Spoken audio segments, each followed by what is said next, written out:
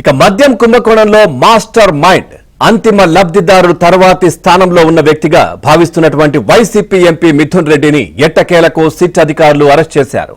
ఇక జగన్ హయాంలో జరిగిన వేల కోట్ల మద్యం కుంభకోణంలో మిథున్ రెడ్డి 4వ నిందితుడిగా ఉన్నారు. అరెస్టు నుంచి రక్షణ పొందేందుకు విజయవాడ ఏసీబీ కోర్టు నుంచి సుప్రీంకోర్టు దాకా చేసిన ప్రయత్నాలు ఫలించలేదు. దీంతో మిథున్ రెడ్డి అరెస్ట్ శుక్రవారమే ఖరారైంది. సిట్ ఇచ్చిన నోటీసు మేరకు నిన్న మిథున్ రెడ్డి విజయవాడ పోలీస్ కమిషనర్ కార్యాలయానికి చేరుకున్నారు.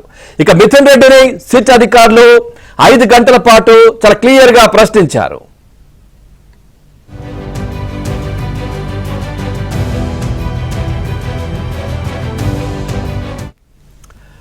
ముడుపులు మూటగట్టేందుకు అనుకూలంగా మద్యం విధానాన్ని రూపొందించడం మొదలుకొని అందుకు అనుగుణంగా ఎక్సైజ్ అధికారుల నియామకం కావచ్చు, ముడుపుల వసూలు కావచ్చు, అప్పట్లో గరిష్ట లబ్ధి పొందిన ఆదాన్ డిస్టిలరీలో అనధికార భాగస్వామ్యం, అదేవిధంగా నిబంధనలకు విరుద్ధంగా ఆర్డర్లు కూడా ఇప్పించడం, ఇక ముడుపులు ఇవ్వని వారికి ఆర్డర్లు ఆపేయడం, ఇక డిస్టిలరీల నుంచి ఎంత వసూలు చేయాలో నిర్ణయించడం, ఆ సొమ్ము ఎన్నికల ఖర్చు కోసం భద్రపరచడం, ఇక పిఎల్ఆర్ కన్స్ట్రక్షన్ ద్వారా కోట్ల రూపాయల లావాదేవీలు తదితర అంశాలపై ప్రశ్నించినట్లు తెలిసిందే.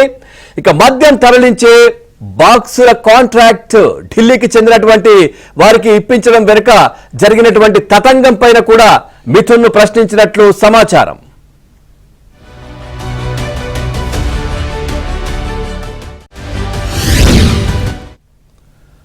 మద్యం కేసులో మిథున్ రెడ్డిని ఈ ఏడాది ఏప్రిల్లో ఒకసారి సిట్ అధికారులు ప్రశ్నించారు.